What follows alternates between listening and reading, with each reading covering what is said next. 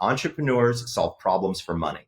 That's what they do. Okay. And so you've got to be in the right zone to be able to solve those problems. And, I think about this all the time. I don't learn a lot from my wins. I learn a lot from my failures. And if I can't fail fast, I get stuck in that washing machine, and then self-doubt creeps in like, when in fact, if all you did was sleep better, I can erase easily 60, 70% of that. I'm not saying I make smart people out of stupid people, right? But at the end of the day, if you're an intelligent human and you're not sleeping at the right time, you are not meeting your potential at all, like not even close. Welcome to Successful with ADHD. I'm Brooke Schnittman. Let's get started.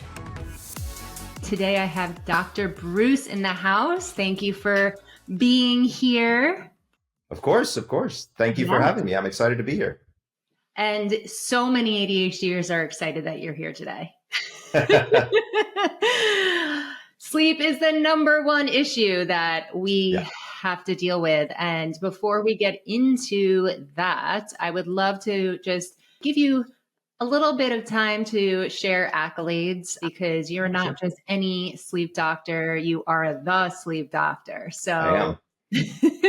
So I'm going to share a little bit about what I know about Dr. Breus. For those of you who haven't heard of him, you should look him up. He is a double board certified clinical psychologist and clinical sleep specialist. He's one of the 168 psychologists in the world to have taken and passed the sleep medicine boards without going to medical school. Yep. Interesting. That sounds very ADHD-like of you. Yep. Dr. Breus is the author of 3 books, with the newest one in 2017, The Power of When. And that gives the groundbreaking biohacking of the perfect time to do everything. So he has something called chronotypes, which we're going to be talking about. And there's a test on it, and I took it. I'm a dolphin. We'll get into that. But he created this book based on your chronotype. He also gives the reader the exact time to have sex, run, eat a cheeseburger. I do love those. Buy, sell, ask your boss for a raise. So basically you make all of the decisions for us ADHDers. I get it. I'm working hard to try. And all of these answers come from over 200 research studies. So this isn't just like, one night. I didn't make this stuff up. Didn't make it up. He also has been an expert resource for most major publications, doing more than 300 interviews per year. Okay, not total, but per year, and including the famous Oprah, Dr. Oz, The Doctors, New York Times, Wall Street Journal, et cetera, et cetera. He's been in private practice for 23 years and recently relocated to Los Angeles, as he was named the top sleep doctor of LA by Reader's Digest. Welcome. Thank you. I'm excited to be here. Boy, I sound impressive. I didn't know I did all those things sometimes. I keep forgetting. Well, if you thought about it all the time, maybe you wouldn't be able to sleep. So I know, right? Exactly. So talk to us. You specialize and came up with the different types of chronotypes. And I'm a dolphin. My husband's a lion. Tell us what that's all about. Sure. So first of all, I want to be super clear. I didn't come up with chronotypes. So chronotypes have been around since the 70s. And for people who don't know what the word chronotype means, you've actually heard of the concept before. If you've ever been called an early bird or a night owl, those are chronotypes. Okay. So back in the 70s, there was a cool little questionnaire that you could take called the morningness, eveningness questionnaire, where some people like to get up early, some people like to stay up late. So we called them early birds and night owls. Then around kind of the mid 80s, we said, well, there's people in the middle. We got to come up with a name for them. So they called them hummingbirds. I have no idea why they call them hummingbirds. It seems like a really ridiculous name, but that's what it was. And it kind of, fast forward, we got into like the mid 2000, 2010, 2015 era. And I had a patient, and one of my patients I failed with. So my area of subspecialty within sleep and sleep disorders is insomnia. And so people always ask, like, why did you take the medical boards if you're a clinical psychologist? And it's because insomnia is not just a psychological issue. It is both a medicine, anatomy, and psychology issue. And in order for me to be able to holistically treat people, I had to know both sides of the brain, basically, right? And so when you start to look at that, you realize that these insomnia patients are quite complicated. And as we were discussing, before the interview, they're kind of a pain in the ass, right? So they're hard. Most sleep specialists have no interest in working with these people. They treat sleep apnea, narcolepsy, restless legs, all important things to treat. And I want to be super clear. If you think you have a sleep disorder, talk to your doctor and get yourself sleep tested. But to be fair, if you've got insomnia, you don't want to be sleep tested because we attach 27 electrodes to you. And if you think you didn't sleep well before, I can assure you, definitely not going to sleep. you ain't going to sleep well again, right? And so focusing in on insomnia, I had this one patient and I failed miserably. And to be fair, I bat somewhere in the 500 to 600 range for insomniac. So about every 6 out of 10, I really can hit a home run with and do quite well with. But some people are just tough to work with. So I failed with her. I tried cognitive behavioral therapy. We had even tried medication, working with her physician, tried all kinds of different things. And so I was like, come back in. I need to do more. We need to get more in depth, really understand what's going on for you. And we were talking. And she finally turned to me and she said, Michael, she said, I just think I was born in the wrong time zone. I was like, okay, tell me more. Yeah. Tell me more. So we started talking about it and she was like, it feels like my time zones keep switching on me, like all over the place. And I was like, that's interesting. I said, well, for work, what would be your best time zone? And she said, my best time zone would be if I could show up at like 10, 11 and stay till like 7. And I was like, well, why don't you do that? And she said, well, my boss would not allow it. My children and husband would not allow it because I get up early and, help deal with the kids and all this other stuff. And I said, well, can I call your boss and ask him if we could run an experiment? Right. Because at this point, like, I'm willing to try just about anything. Why not? Right. Exactly. Like how much harm could it do? Right. And so I call up her boss and her boss says, we can do whatever you want. And this was on a Monday, believe it or not. He said, but on Friday, I'm firing her. And I was like, oh, crap. Ooh. Like no pressure. Right. So based on the fact that she wasn't productive in the morning. Exactly. So she was falling asleep at meetings. Her work product was unproductive, very scattered all over the place. And so I was like, okay, let's give it a go. I said, I don't want her to have to come in before 10. She's going to stay until 7. So we did a few different things and we figured out that she was what's called a dolphin. So I'll explain to you what a dolphin is in just a second. And so we were able to manipulate her schedule so that it made sense for her. And so I called him up on Friday and the first words out of his mouth were, I have 3 more employees I want you to talk to. Like so that. Did he not fire her? He did not fire her. I worked with 3 other employees.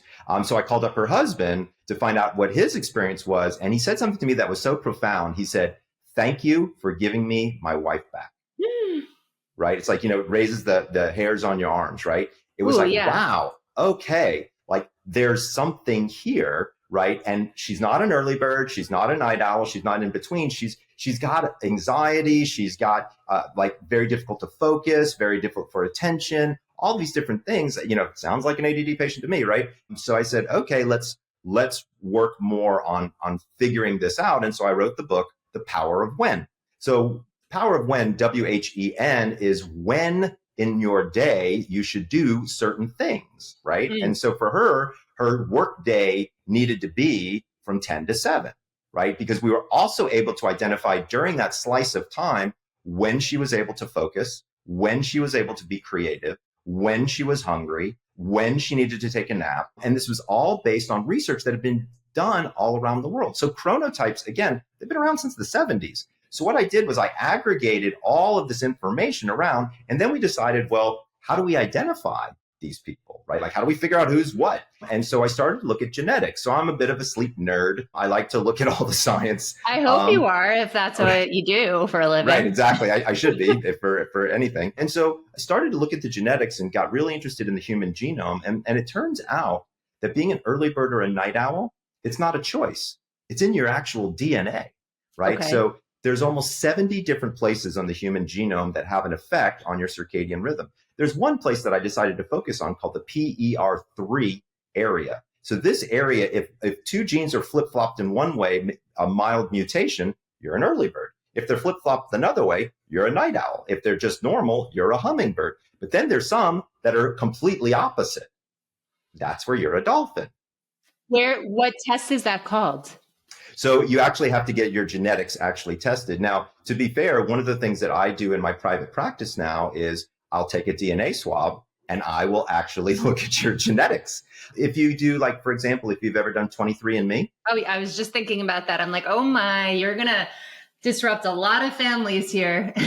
Well, no, but here's the thing: is it's not as disruptive as you might think. It actually makes families come closer together. So there's actually a morningness, eveningness report on 23andMe that starts to get to this as a general idea. Really? Yeah. Oh, yeah. Absolutely. You just look under reports. You'll be surprised. It's right down there at the bottom. Like, what time should you be waking up? What time should you be going to bed? All, again, based on genetics. I get emails from them all the time about possible relatives, and I just delete. Right. I need to find the good stuff.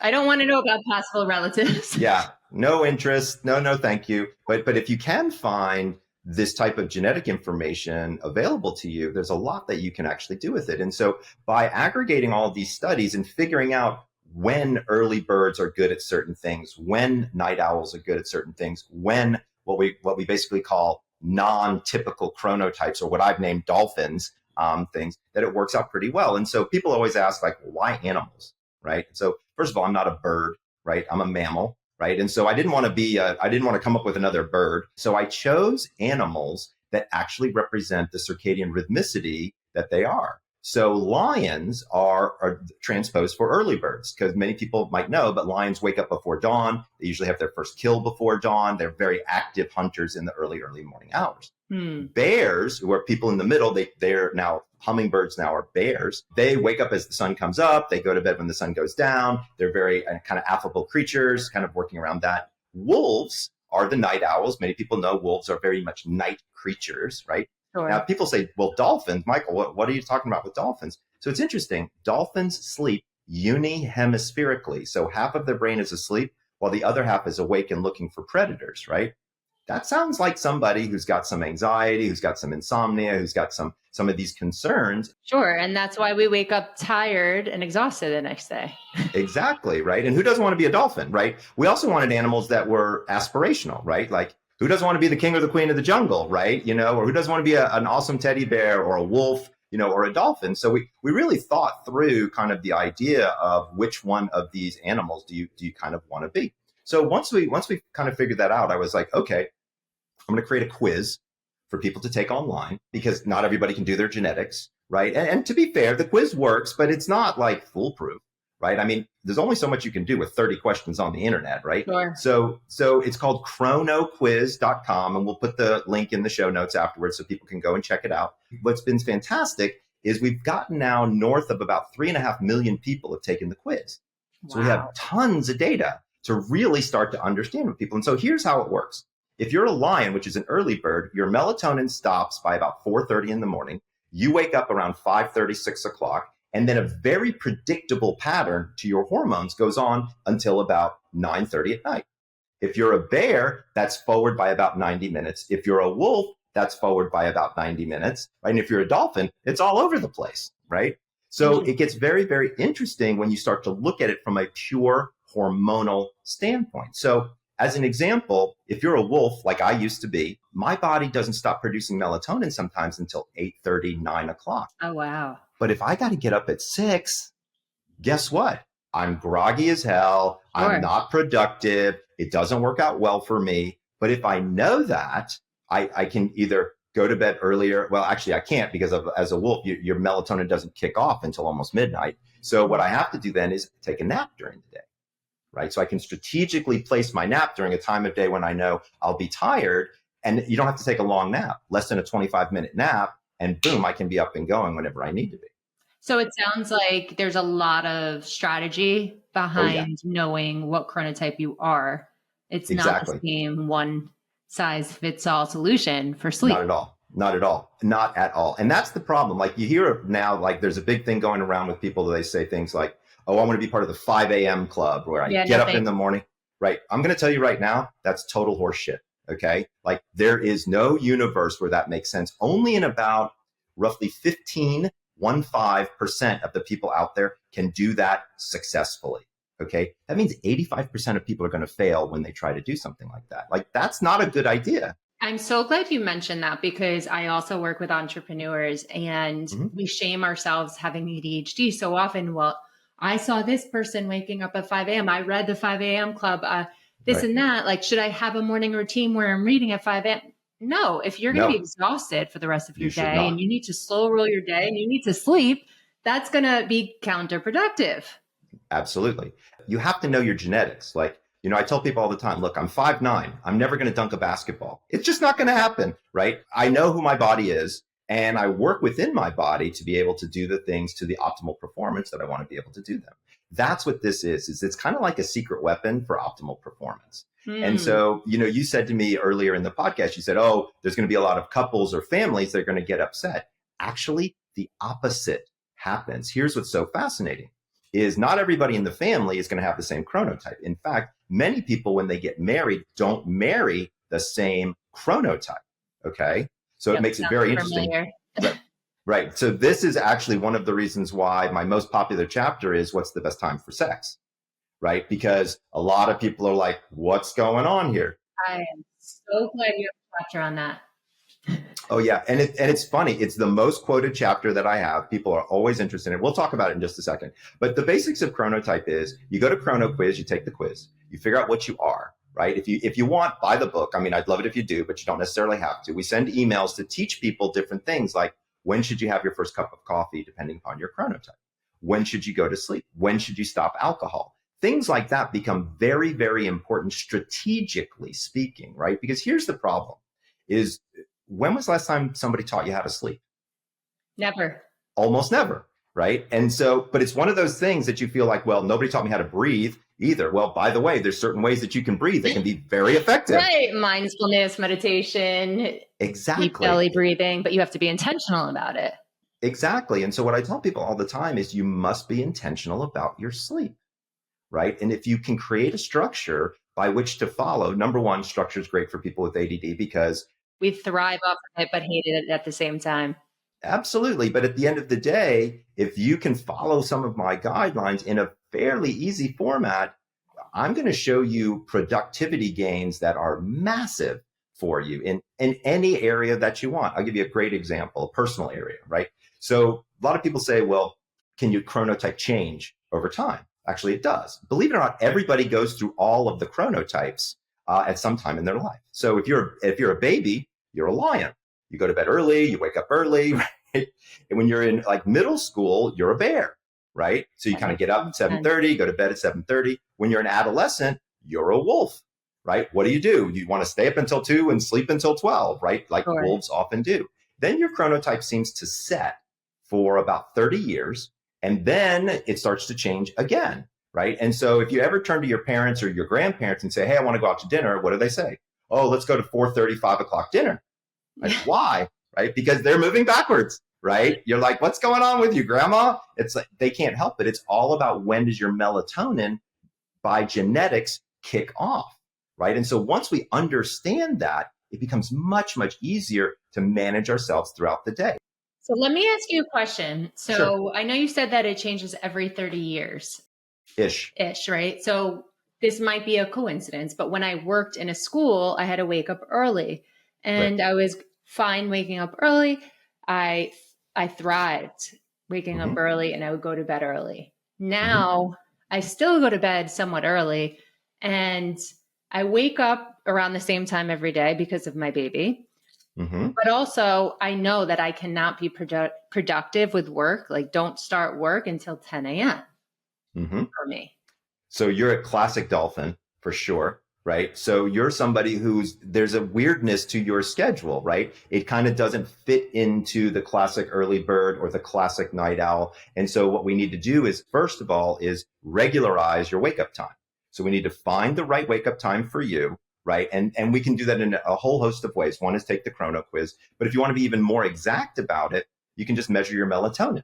So there are assays that you can buy online. They're like $100 and it's saliva.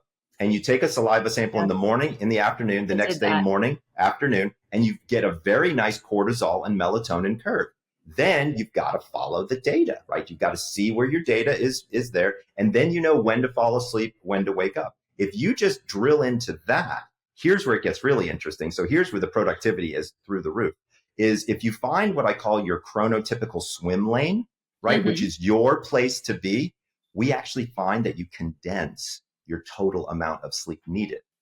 Interesting. Which gets really interesting, right? So if people tell me all the time, they're like, I wish I could find an extra 90 minutes in my day. Oh, I can find it for you. No problem. All I have to do is get you into your chronotypical swim lane. And here's what happens. It takes about 4 months, but all of the sudden your sleep begins to condense. So we used to always say, you need 8 hours, you need 8 hours. First of all, that's bullshit. You don't need 8 hours. Most people don't.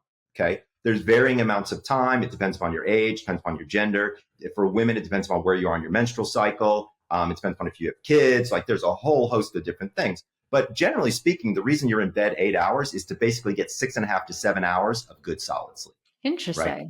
But if I can tell you exactly where you can go and get that in the time frame in which you're going to be in bed, guess what? I just shaved an hour off of that time that you spent in bed. And now you can use that hour more productively for whatever you want. Amazing. Yeah. Now it can be for personal things. It can be for professional things. It can be for spiritual things. Like you get to decide, right? That's the cool part is you get to think about, okay, well, what do I want to do better? Right. So we actually, if we follow your method, it's not sleep procrastination. It's actually intentional shift of your sleep schedule. Exactly. I'm working on this article right now that I'm going to entitle Sleepy Entrepreneurs Fail Slowly. Okay. It just stacks up over time, huh? Exactly. Right. And as an entrepreneur, you want to fail quickly, right? Because if it ain't working, you want to know fast so you can pivot and retry and pivot and retry until you get into your lane and go, right? Sure. And so this is what happens is people don't realize it, but focus is affected. Attention is affected. Energy is affected. I mean, all things that you need, your diet is affected. Your ability to exercise is affected. I tell people all the time, like literally everything you do better with a good night's sleep. Absolutely. So I know so many people, me included sometimes, that it's a catch-22, right? They're in this vicious cycle where they can't sleep. So then they're not productive the next day. Correct. And then they can't sleep and they keep trying to do all these things.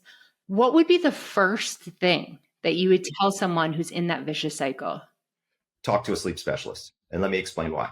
So here's the thing is this isn't something necessarily that you can do on your own. So many people are like, look, how tough can this be, Michael? I can figure all of this out by myself. I can read one of your books. I can do that. Here's what I've discovered, especially people with ADD. This is not something you are going to figure out by yourself. Okay. This is something that you will talk with somebody about. It doesn't take long, maybe 2 or 3 sessions to understand how the system really works and then to have very defined points in time because we got to figure out what you are, right? Which chronotype you are. Then we have to give you the timing. Then we have to see if it worked, right? Because it's a 30 questions on the internet. Like sometimes it's good, sometimes it's not so good, right? And so we have to, and you know, everybody's a little bit individual. So we kind of manipulate it around until we get there. Once we get there and we layer it in for about 28 days, you're good to go. Now, if you turn to me and said, Michael, I'm going to put a gun to your head and I'm going to say, what's the one thing? That's easy. Wake up at the same time, 7 days a week, not 5 days a week, 7 days a week. And there's a biology reason for this. This isn't just Michael causing torture right across the universe here.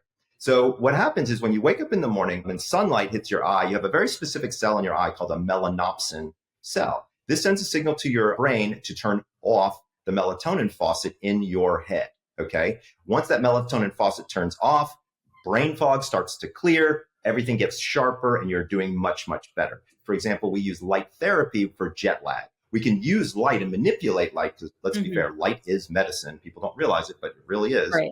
And we can do a lot with it. But there's a second thing that happens that many people don't know about is your brain sets a timer for approximately 14 hours later for melatonin to start. So here's where it gets interesting. Your brain can't tell time. Now, let me explain what I mean by that.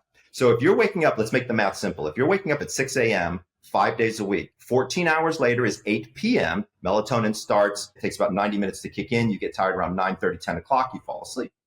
But if on Saturday, you decide to sleep until 8, 14 hours later is not 8 o'clock at night. it's 10 o'clock at night because it's a timer, not a clock. And now all of a sudden your whole melatonin curve is shifted. It literally takes one night to shift your melatonin curve. It's what we call social jet lag. Wow. So if you think about it, you stay up late on Friday, sleep in on Saturday, stay up late on Saturday, sleep in on Sunday. Monday sucks because your melatonin curve is off. And how long does it take to recover from that? Not long at all. But here's the thing is you have to have the right timing based on your chronotype. Okay. So, and here's where the problem comes in. Michael, my boss says, I have to be available at 7:30 every single morning, right?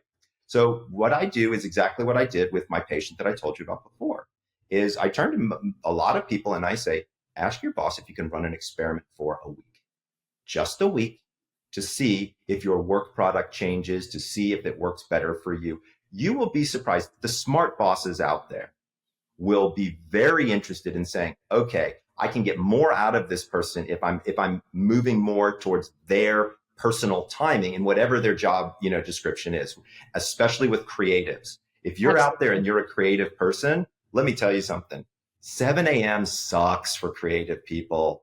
It's awful. Most of my creatives are wolves. They're evening people, right? Because that's really what entrepreneurship is all about. Like my friend Joe Polish says this all the time. He says, entrepreneurs solve problems for money. That's what they do. Okay. And so you've got to be in the right zone to be able to solve those problems. And, I think about this all the time. I don't learn a lot from my wins. I learn a lot from my failures. Right. And if I can't fail fast, I get stuck in that washing machine, and then self-doubt creeps in like, oh, I've been failing and failing. And because I'm not failing fast enough to be able to pivot to find that right answer to now be able to do the things that I want to do to solve said problem. Absolutely. If you're failing slowly, you get that negative message over and over again, for sure. It's awful, Yes. And then you get those negative tapes running in your head like, oh, you're never going to figure this Here out. it is You're again. an idiot, right? Exactly. All this stuff. And when in fact, if all you did was sleep better, I can erase easily 60, 70% of that. Yeah. I'm not saying I make smart people out of stupid people because that, dumb is dumb, right? But at the end of the day, if you're an intelligent human and you're not sleeping at the right time, you are not meeting your potential at all, like not even close. Interesting. And in my upcoming book, I also talk about like optimal focus time. I would love for you to review that section and put your chronotypes in there because how do people know their optimal focus time unless they know your chronotype? Exactly. Yeah. So question for you. I know you said that a lot of individuals with ADHD are dolphins. Yes. Not all. So is it a thing that a lot of ADHDers have reverse sleep cycles or delayed sleep cycles? So it's all over the board. That's what's so fascinating to me. So like when we were talking earlier, sometimes what I find is with a dolphin, if I can, in fact, find out what their sleep schedule is and get them working better with that and lower some of that anxiety, because quite frankly, the biggest thing that most of my dolphins suffer from is a level of anxiety, right? It's a fear-based situation that's kind of going on. Like, I'm not good enough. I can't solve this problem, or shit, I'm not doing it right. And then we have those vivid dreams and nightmares and absolutely. So all of that kind of comes into play. If we can get a handle on that, sometimes their true chronotype pops up. Sometimes they end up being a lion, which is an early person who gets stuff done and all that kind of operational stuff that they're looking for. Sometimes my dolphins turn out to be night owls, but they're being forced into an early schedule, right? So their boss is saying, you've got to be up at 7 o'clock in the morning, when historically, like, they never took a class in college before noon, right? Right? Because that wasn't their thing. Like, they could never quite get there, that sort of stuff. Can we differentiate real quick? So if you're forced to have a certain cycle, whether it be for kids or an environment, a work environment where they can't, unfortunately, change your work schedule. Right. Happens all the time. Can you adapt 100% to that, or is there always going to be some sort of delay? So yes and no. And so there's always a little bit of a delay, but we have tricks to help people with that. So one of my favorite tricks is a nap, right? And so I call it the escape hatch, right? And so sometimes for my dolphins, it's like, I have to be up, at a time when my body doesn't want to be up. or I have to be asleep when a time when my body doesn't want to be asleep. How do I deal with something like this? And I'm exhausted during the daytime. I'm only getting 5.5 to 6 hours of sleep. My body really needs 7. Again, this can vary across people. In women in particular, with women, it takes a little bit longer because I also have them map their menstrual cycle with their sleep diary. Because a lot of women need more sleep before their period and less sleep after their period. And so we can manipulate that and understand where that works. But a nap between 1 and 3 in the afternoon for about less than 25 minutes can be a killer productivity boost. There's a couple things you think about. So number 1 is safety at all times, right? So let somebody know that you're taking a nap in a safe place because, you're very vulnerable. Your eyes are closed. You don't know what's going on. Don't go to your car, right? And if you are going to go to your car to take a nap, have somebody sitting in the seat next to you, listening to a podcast or doing whatever, eating their lunch, whatever. Where they're safe. Again, safety, safety, safety. Because here's the thing that a lot of people don't realize. You can't sleep unless you're safe. Period. Stop everything. Yeah, it's the basic hierarchy of needs, right? Exactly. The root of all insomnia is safety, 100%, every time. Okay. And so if you can find a safe place, and a safe place, by the way, isn't necessarily just your physical surroundings. It's also your mental surroundings. It's also your spiritual surroundings, right? And so if all you do is think about all your failures all day long, that is not a safe place for your brain to be.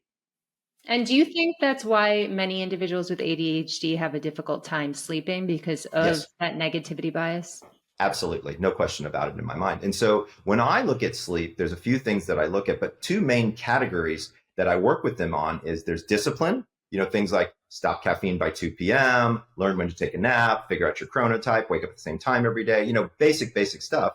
And then there's acceptance, right? It's okay. Like the newsflash, your head's not going to pop off if you don't get a great night's sleep tonight. It's happened to you a million times before, right? And so oftentimes there, and this is going to sound a little hokey, but I use it all the time, is the serenity prayer. Okay. Right? So grant me the acceptance to understand the things I know, understand things I don't know, and accept the things I can't do anything about. Right. Right. And once you understand how to accept your situation, your anxiety drops, which allows the natural sleep process to take over. Because nobody in the history of time has ever thought their way to sleep. Nobody. Right. So people tell me all the time, I wake up at 2 o'clock in the morning and I start thinking. And then I figure, I'm just going to finish out that thought, or I'm going to burn this new idea into my brain or whatever. Stop it. Okay. It's not going to work. Yeah. Right. Accept the fact that your body's up and it's okay. A lot of times ADDers, they compare themselves to other people around all them. the time, whether it's somebody else with ADD or somebody else that doesn't have it. And it's constantly this comparison. Like, shut up, stop it. But here's the thing is ADD is a superpower. Like people don't get it. Okay. But if you can harness it, you can solve all kinds of problems that most people have no idea how to solve. Why do you think that I polled Instagram and our email list, and I got so many people who are interested in knowing why their children are having such difficulty sleeping. They try melatonin, clonidine. Bad idea. Okay. So there's a lot going on with kids and sleep. So number 1, it depends upon the age of the child. So I want to be super clear about something. If your child has a sleep problem and you give them a pill, they now have 2 problems. They have a sleep problem, they have a pill problem. Okay. 99% of children do not need a pill to sleep. Okay. Now I want to be clear. There's some that do, right? If you've got a child who had a major psychotic episode or a mental breakdown or has been in rehab or what have you, many of those children need a pill to sleep based on their neurochemistry and things like that. I'm not saying go against your doctor. If your doctor gives them a pill for a particular reason at a particular time to sleep, then you need to listen to your doctor. But there's a lot of parents out there who pass out melatonin. And unfortunately, some of their doctors tell them to do it. 95% of children make 4 times the amount of melatonin that they need. 4 times. Okay. Wow. You do not need to do that. Also, many people don't know this, but melatonin is by prescription only in most places other than the United States. That's number 1. Number 2, they're overdosing these children wildly. The appropriate dose for an adult is between 0.5 and 1.5 milligrams. You can't find it for that. The only thing you can find is 3 milligram gummies, 5 milligram gummies, 10 milligram gummies, right? It's stupid. And by the way, most people don't know this part. Melatonin is a contraceptive at high levels. A contraceptive. Can you think of anything worse for a young female developing body than introducing a Nope. contraceptive when it's not necessary? I Nope. can't. Sounds like a bad idea to Wow. me. Wow. So you got to think through this as an idea. Now, to be fair, there is some data on ADD and melatonin, and it can be helpful. But test your freaking melatonin. Like, figure out if you need it or not. Don't just willy-nilly start using it, right? Talk to a doctor and see if you can figure out what makes sense there. Okay. Sure. And by the way, vitamin D is also a circadian pacemaker. And there's a lot of data coming out about vitamin D and ADD and how useful it can be, right? You want to take vitamin D in the morning. You want to talk with your doctor, but somewhere between 5,000 and 8,000 international units per pill is usually a good place to start. You want to have it with a little bit of food because it's fat soluble. You don't want to just basically pee it out. So there's a lot of things that you can do ahead of time before you get to the melatonins of the world. But here's the biggest problem with kids and sleep is their parents. 99% of the time, the parents are like, I want you to go to bed. And the kid doesn't want to go to bed. Why? Because you've been roughhousing with them because you were working till 7 o'clock at night. You come home, everybody has dinner at 8, and then you want to spend time because you want to be a good parent. And now it's 9:30 and you've been playing with your kids till 9:30 and they're all zapped up. Right. Don't be an idiot. Kids have a different schedule. Like, cut it out. It's just not that hard. I get it. My 16-month-old, whenever we're, playing music right before bed, she's hyped until 8:30. Right. Cut it out. Or change the music. Change it to something that's more calm, or have a little bit of music and then move into story time, or move into bath, then move into story time, then move into, and by the way, the lights should be dim when you're doing all of this because you don't want excess light because that slows the production of melatonin for the child. So I'm telling people all the things that they probably already know, but to be fair, you just need to give yourself some runway to land the plane. Okay. That's what I tell people all the time, especially with children, because children, they're different little creatures. They're not just little humans. They're not just little adults. Like, they have very different schedules, right? And especially ones that are your age, they're lions. They want to go to bed early and they want to wake up early.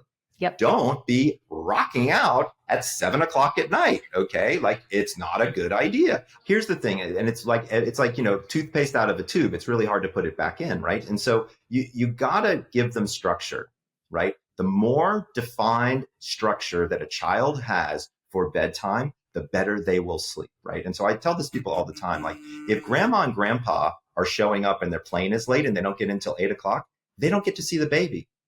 Period. Stop, full stop. We're on a schedule. That's how it works.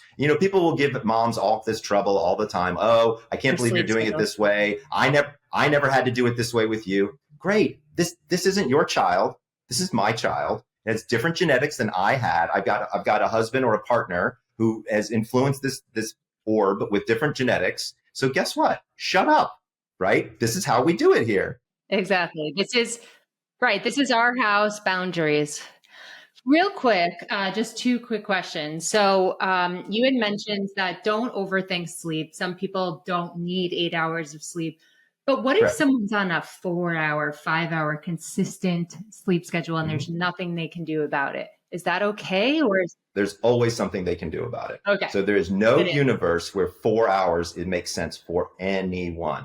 The lower level limit for you to be functional, to drive a car, make decisions, is probably 6 hours, I would say, right? Because the data is super consistent. The more sleep deprived you are, the worse decisions that you make, the less focus that you have, the riskier decisions that you make, right? It's just a disaster. So, I love it when people are like, oh, Michael, I can only get 4 hours. Bullshit. Okay. I'm here to tell you, I know you can, I know it. Like, I know you can get more sleep. You just have to prioritize it. Why is it so difficult? And maybe this is more complex, but why is it so difficult the older you get to take naps? I've found that a lot of people have said that they can't take naps anymore. Well, that's a good sign. If you can't take a nap, that can be a good sign because it means you're fairly well rested. The other big thing is how caffeinated are you, right? So how much caffeine is in your system? Are you buzzing or not? Has a lot to do with your napping, right? And so people don't realize that caffeine has a half-life of between 6 and 8 hours. Okay, so if you don't stop caffeine by like noon, like yeah, it's not going to go well if you try to take a nap at, 3 o'clock, right? Also, your sleep drive is directly related to the last time that you were asleep. So as an Mm-hmm. example, if you want to go to bed at 10 and you took a nap at 3, you ain't going to bed at 10. I can assure you, right? Because that sleep drive has to build up throughout the day. The biology of it is that when a cell eats a piece of glucose, something comes out the back end. One of those things is called adenosine. Adenosine works its way through your system, goes to a very specific receptor site, and then has to accumulate. When you take a nap, you lower your adenosine, which means it's harder to fall asleep. So strategically placing naps based on your chronotype works very well. Love it. I love it. So any last closing thoughts for someone looking for a sleep change? Absolutely. So I got a 5-step plan, works really well. And then I also want to talk about mattresses because that's an important thing that a lot of people don't think How about. do you pick the 14 best mattresses? I'm gonna show you. So step number 1 is to find one wake up time based on your chronotype. Okay. Step number 2 is to stop caffeine by 2 p.m., right? As a start. Step number 3 is to stop alcohol 3 hours before bed, limiting yourself to 2 drinks. Okay. Step number 4 is to exercise daily, which is, by the way, the best way to improve sleep quality and make yourself a little bit more tired. But you need to stop usually about 4 hours before bed. And step number 5 is when you wake up in the morning, I want you to do this thing that I call the 3:15s. So you swing your legs over, you put your feet on the ground, still sitting on the bed, take 15 deep breaths. This is merely to bring yourself centered. This is to get your respiratory system kind of back in gear. Then you drink 15 ounces of water. Most people don't know this, but sleep in and of itself is a dehydrative event. You lose almost a full liter of water from the humidity that's going on in your breath. So you've got to hydrate well before you caffeinate. And then go over to the window, or best, go outside and get 15 minutes of sunlight. I love That's that. just enough time to get vitamin D, and it turns off that melatonin faucet. I love that. It's so simple. 15, 15, 15. I believe that sleep is a performance activity. Okay. So I used to be a runner. So if you're a runner, you can run a race in flip flops, torn shorts, with a boombox on your arm, but your time's not going to be too good, right? But if you've got your Asics on and your dry fit wear and your good tunes, your performance is going to be better, right? Sleep is the exact same way, right? And a mattress is arguably the key component in your overall sleep system. So number 1, replace your pillows about every 18 to 24 months. Most people don't think about it. Oh, yes, absolutely. They structurally break down. Your head weighs somewhere between 8 and 10 pounds, depending on how big you are. So the structure of the pillow itself is going to change. Now, if you got one of those memory foam pillows, it's like a big block of cheese, that you can probably keep that one for more like 3 years. But generally speaking, I don't like those. They sleep hot. It's not necessarily a really good thing. So replace your pillows. That's number 1. But number 2, if you've had a mattress for longer than about 6-7 years, it's probably time for a new one. But listen to your body, right? If you wake up stiff and sore more than 2 days a week, and it's not from working out really hard or hitting the mountain bike or hiking on a trail, dude, you need a new bed.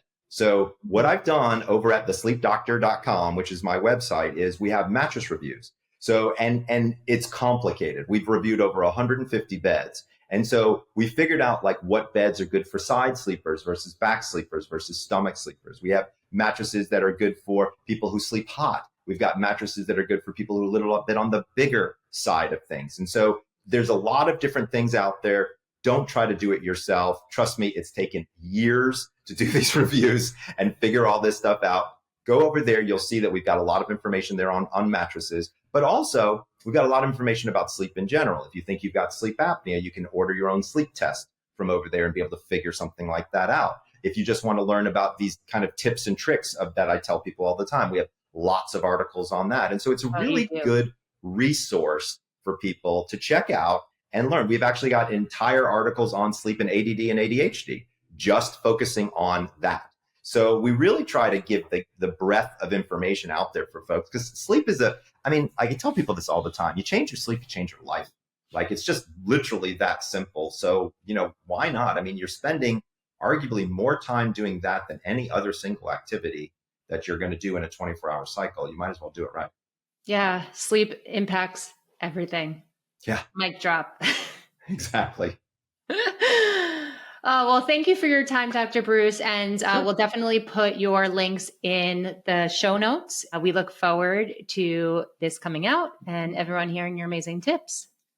Absolutely. Happy to do it. And for folks out there, remember the book is called The Power of When. And if you don't get the book, go take the quiz, chronoquiz.com. You will definitely learn something before it's all said and done.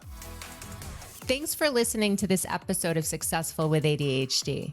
I hope it helped you on your journey. And if you need any additional support for you or a loved one with ADHD, feel free to reach out to us at coachingwithbrooke.com and all social media platforms at Coaching with Brooke. And remember, it's Brooke with an E. Thanks again for listening. See you next time.